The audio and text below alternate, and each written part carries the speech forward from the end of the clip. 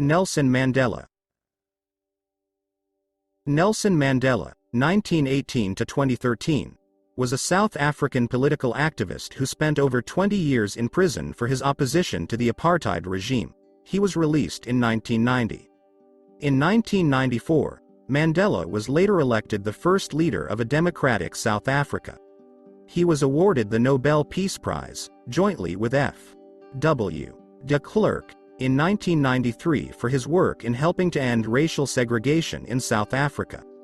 He is considered the father of a democratic South Africa and widely admired for his ability to bring together a nation previously divided by apartheid. Nelson Mandela is one of the most admired political leaders of the 20th and 21st century for his vision to forgive and forge a new, rainbow, nation. I learned that courage was not the absence of fear, but the triumph over it. The brave man is not he who does not feel afraid, but he who conquers that fear. Quote, Nelson Mandela. Short bio of Nelson Mandela. Nelson Mandela was born in Transkei, South Africa on July 18, 1918. He was the son of a local tribal leader of the Tembu tribe. As a youngster, Nelson took part in the activities and initiation ceremonies of his local tribe. However, unlike his father, Nelson Mandela gained a full education, studying at the University College of Fort Hare and also the University of Witwatersrand. Nelson was a good student and qualified with a law degree in 1942. During his time at university, Nelson Mandela became increasingly aware of the racial inequality and injustice faced by non-white people. In 1943, he decided to join the ANC and actively take part in the struggle against apartheid. As one of the few qualified lawyers, Nelson Mandela was in great demand.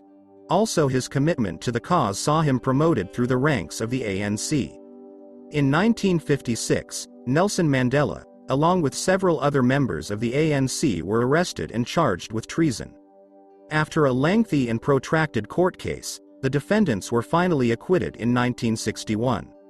However, with the ANC now banned, Nelson Mandela suggested an active armed resistance to the apartheid regime. This led to the formation of Umkhonto we Sizwe, which would act as a guerrilla resistance movement. Receiving training in other African countries, the Umkhonto we Sizwe took part in active sabotage. In 1963, Mandela was again arrested and put on trial for treason. This time the state succeeded in convicting Mandela of plotting to overthrow the government.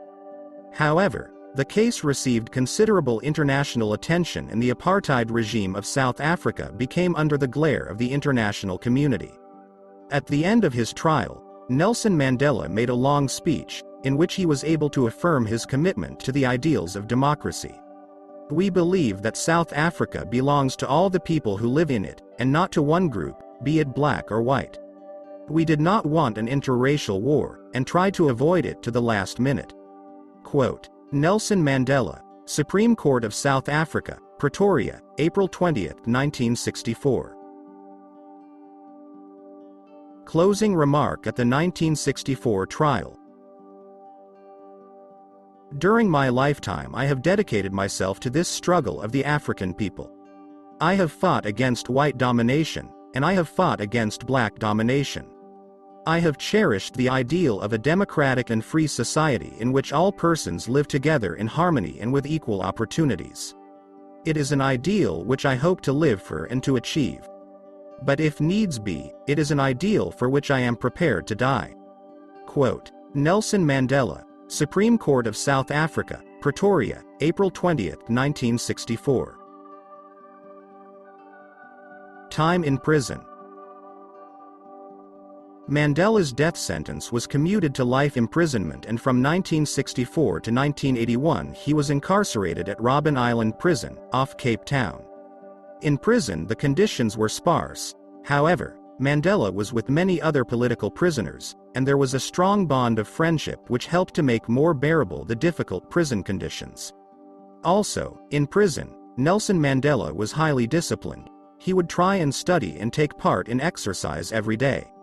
He later said these years of incarceration in jail were a period of great learning, even if painful. Mandela also created friendships with some of the guards. Mandela would later say that he felt he was fighting the apartheid system and not individual white people. It was in prison that Mandela became aware of the passion that Afrikaners had for rugby, and he developed an interest himself. During his time in prison, Mandela became increasingly well known throughout the world. Mandela became the best-known black leader and was symbolic of the struggle against the apartheid regime. Largely unbeknown to Mandela, his continued imprisonment led to a worldwide pressure for his release. Many countries implemented sanctions on apartheid South Africa.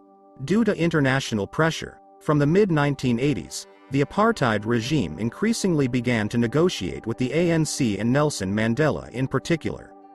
On many occasions, Mandela was offered a conditional freedom.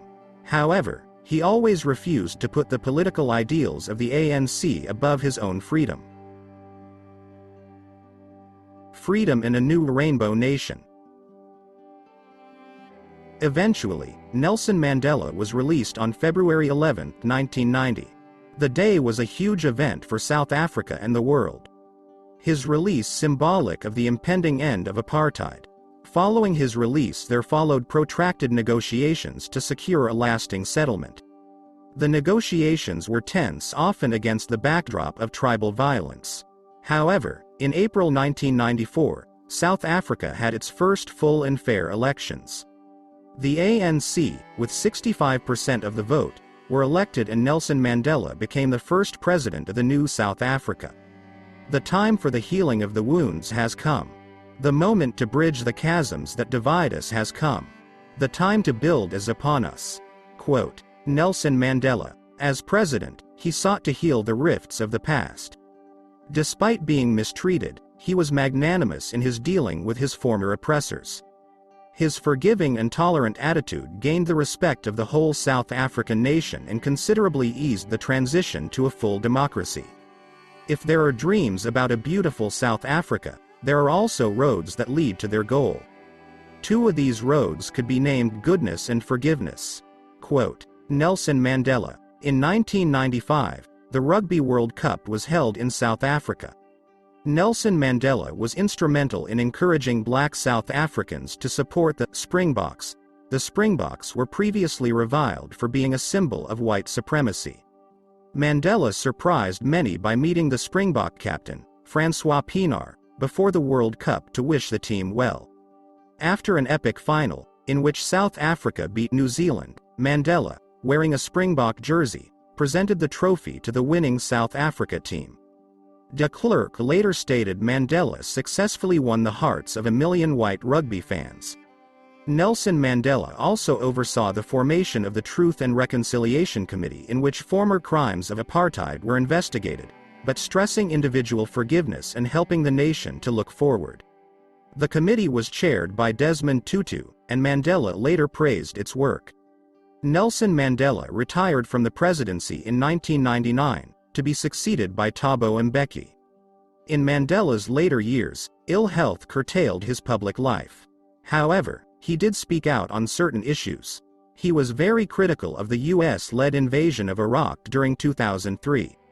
Speaking in a Newsweek interview in 2002, he expressed concern at American actions. He said, I really wanted to retire and rest and spend more time with my children, my grandchildren and of course with my wife.